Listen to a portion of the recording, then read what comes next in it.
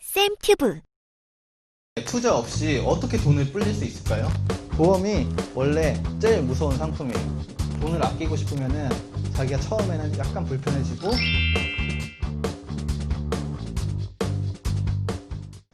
자 보면은 혹시 여기도 이제 질문 보면은 이제 사람들이 투자에 굉장히 관심이 많은 것 같더라고요. 혹시 투자 지금 하고 계신 분 계신가요?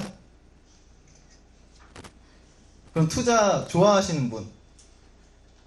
뭐 하지도 않는데 좋아할 리도 없겠죠? 자 그러면은 자 보면은 요즘 시대에 투자 없이 어떻게 돈을 불릴 수 있을까요? 방법이 있어요? 부동산 이런 것도 다 투자잖아요, 그죠? 근데 우리가 지금 돈이 없는 상황에서 부동산 같은 거 투자하려면 큰 목돈이 필요하잖아요. 돈이 없는 상황에서 부동산 같은 투자를 할 수 없죠. 그럼 적은 돈으로 할 수 있는 건 바로 금융상품인 거예요. 자 그러면 우리가 진짜 먼저 시작해야 될 거는 금융상품부터 투자에 대해서 알고 들어가야 되는 거죠. 자 그러면은 투자라고 했을 때 금융상품 거기서 생각나는 게 뭐 있어요? 투자할 수 있는 금융상품 응? 어떤 거요? 적금은 투자가 아니잖아요. 펀드 또 주식 또 있나요? 보통은 이제 펀드나 주식 많이 생각하잖아요. 근데 내가 예적금만 하던 사람이에요. 예적금만 하던 사람이 갑자기 주식을 하려고 그래요. 그럼 예적금은 아예 리스크가 없죠. 근데 주식은 리스크가 엄청 크잖아요. 그쵸? 주식하다 망하는 사람들 많이 봤잖아요. 그쵸? 뉴스에도 많이 나오고. 자, 근데 예적금 하다가 주식으로 바로 넘어갈 수 없는 거예요. 왜냐면 리스크 차이가 너무 크기 때문에. 그럼 우리 투자를 할 때, 처음 시작할 때 안전하게 할 수 있는 거. 그나마 예적금보다 살짝만 리스크 더 높은 거. 그게 뭘까요? 바로 채권인 거예요. 자, 그래서 보면은 투자는 위험하다 생각하지만 채권 같은 경우는 안전한 투자가 되는 거예요. 우리가 예적금에서 바로 다음 코스로 넘어갈 때 중요한 게 채권이라는 거죠. 자, 그러면 채권은 뭘까요? 혹시 채권 들어보신 분? 근데 우리 채권이 되게 우리 생활하고 밀접한 거예요. 자, 연예인 이상민 아시죠? 이상민은 빚이 많잖아요. 그럼 걔는 채무자예요, 채권자예요? 채무자죠. 자, 채무자는 돈을 빌리네. 채권자는 그러면 돈을 빌려준 애겠죠. 그럼 우리 돈 빌려주면 처음에 돈 빌려주고 뭘 받아요? 우리 이자를 받겠죠. 그쵸? 그게 채권인 거예요. 그래서 채권은 돈 빌려주고 이자 받는 게 채권이라고 생각하면 되게 간단한 거예요. 자, 그럼 볼까요? 자, 예시를 보면은 채권이 이렇게 있어요. 보면은 여기 보면 메리츠 캐피탈 뭐 55 이렇게 써있고 투자기간 123일 연이율 2.22% 이렇게 써있잖아요. 이게 채권인데 제가 이제 고객들한테 이렇게 보내준 건데 보면은 이걸 어떻게 해석하냐. 여기 메리츠 캐피탈 55 써있으면은 메리츠 캐피탈에서 발행한 55번째 채권이라고 보시면 되는 거고 그 다음에 투자기간 123일 만기가 2017년 6월 27일 그래서 1년은 아니지만 연으로 따지면은 2.22%의 이자를 준다는 거예요. 여기 보면은 2.55%, 2.6, 3.17 여기는 3.6% 그러니까 예적금보다는 약간 더 높은 수준이죠. 자 그러면 채권의 리스크는 뭘까요? 채권은 언제 돈을 잃을까요? 다 웅얼웅얼거려서 크게 얘기했어요. 응? 맞아요. 망하면. 자 여기 보면은 대한항공 채권이 있잖아요. 그러면 여기 투자기간 2017년 10월 24일 이미 지난 거지만 자 내가 투자를 했어요. 근데 대한항공 이거 채권 샀는데 대한항공이 2017년 10월 24일 이전에 망했어요. 그러면 돈을 받기가 힘들어지는 거예요. 그렇다고 무조건 못 받는 건 아니고 이제 채권도 선순위채가 있고 후순위채가 있거든요.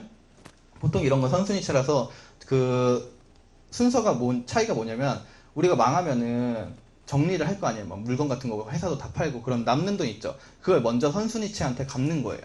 후순위채는 마지막에 갚는 거예요. 그러니까 후순위채는 돈 못 받을 확률이 매우 크겠죠. 그래서 이자를 조금 더 주는 거예요. 근데 이런 거 같은 경우는 선순위채이기 때문에 망하더라도 받을 수 있긴 해요. 거의. 근데 기간이 좀 오래 걸리니까 좀 속상하고 그러겠죠. 하여튼 그렇기 때문에 그게 리스크고 그거 외에는 리스크가 없어요. 그래서 이런 거는 어떻게 찾냐면은 증권사 어플이나 증권사 홈페이지 다 보시면은 장외채권 매매라는 항목이 있어요. 장외채권 매매 모든 증권사에 다 있거든요. 그러면 증권사 장외 채권 매매 항목에 들어가서 보시면은 이런 식으로 다 나와 있어요. 이거를 제가 그냥 정리해서 고객들 보기 편하라고 이렇게 보내준 거기 때문에 자 그렇게 홈페이지 같은 데 가서 보시면 되고 장내 채권 매매라는 것도 있는데 그거는 주식처럼 채권을 매매하는 거예요. 근데 그거는 조금 약간 지식이 필요하기 때문에 우리는 장외 채권 매매만 보시면 되는 거예요. 그래서 예적금 다음에 하실 거는 채권이라는 거죠. 자, 그 다음에 그러면 우리 채권 다음에 할 건 또 뭐가 있을까요? 채권 다음에 이제 채권보다 약간 리스크 더 높은 거. 그쵸. 펀드가 있겠죠. 자, 그럼 펀드는 우리 사람들이 막 은행에서도 막 은행 누나가 막 하라고 하고 막 그래서 많이 접해봤을 거 아니에요. 주변 지인들도 하는 사람이 꽤 있단 말이에요. 그러면은 펀드는 그럼 뭘까요? 펀드의 정의.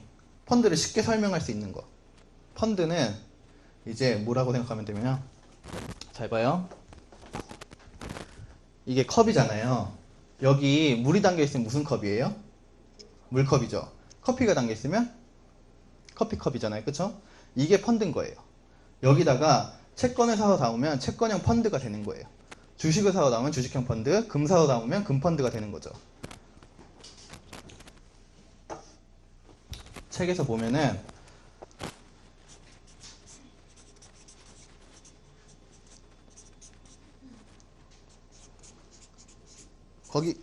거기 보시면 프랭클린, 미국 바이오, 헬스케어, 뭐 증권자 투자 신탁, 뭐 주식, 뭐 이렇게 가로치고 뭐 클래스 C 써 있죠. 제가 원래 글씨 잘 쓰는데 여기다 써가지고 여기가 좀 그렇죠. 자 거기 보면은 거기 써 있잖아요. 프랭클린 여기 앞에 들어가는 게 자 성이라고 생각하면 돼요. 제가 정환용이잖아요. 정씨죠. 그러면 저희 아버지도 정씨겠죠. 그래서 얘네도 마찬가지로 맨 앞에 들어가 있는 게 성이라고 생각하면 돼요. 프랭클린 써 있으면 프랭클린 템플턴이라는 자산운용사가 이 펀드를 만든 거예요. 그리고 얘네가 운용을 하는 거죠. 자 그리고 미국 바이오라고 써 있죠. 그러면 어디에 투자하는 거예요? 미국에 투자하는 거죠. 일단 지역은 미국에 투자하는 거예요. 바이오 헬스케어 이렇게 써 있잖아요. 그러면은 바이오나 이제 제약이나 건강 관련 기업에 투자한다는 거죠. 자 그리고 주식 써 있죠. 이게 중요한 거예요. 가로치고 주식 써 있죠. 그럼 주식형 펀드가 되는 거죠. 가로치고 채권 써 있으면 채권형 펀드가 되는 거예요. 그리고 클래스 C 이렇게 써 있으면 이제 C는 수수료를 나중에 떼는 거예요. 후치. 그리고 A는 선치라고 보시면 돼요. 근데 무조건 C 하는 게 좋아요. A는 증권사랑 그 투자권유 대행인들이 수수료를 많이 받기 위해서 A를 하는 거고 C가 고객들 입장에서는 조금 더 유리해요. 뭐 별 차이는 없지만. 자, 그래서 보면은 이거는 종합해서 보면 프랭클린 템플턴 자산운용사가 이 펀드를 만들고 운용하는데 미국에 있는 제약이나 건강 관련 기업들의 주식을 산다. 그리고 수수료는 나중에 뗀다. 이렇게 해석하면 되는 거예요. 간단하죠? 자, 근데 어떤 펀드는 우리가 대표적으로 많이 하는 은행에서 많이 건의하는 신용 밸류 고배당 이런 거 있잖아요. 그거는 지역이 안 써있죠. 신용 그 다음 바로 밸류잖아요. 그러면 신용 자산운용사가 만들고 운용하는데 지역이 안 써있죠. 그러면 국내에 투자하는 거예요. 그러면 신용 자산운용사가 만들고 운용하는데 국내에 있는 밸류는 이제 같이 주니까 같이 준데 고배당 이제 배당률이 높은 기업들의 주식을 산다는 거죠. 그런 식으로 해석을 할 수 있는 거예요. 그래서 보면은 이제 주식 써 있으면 주식을 사는 거고 채권 사 있으면 채권.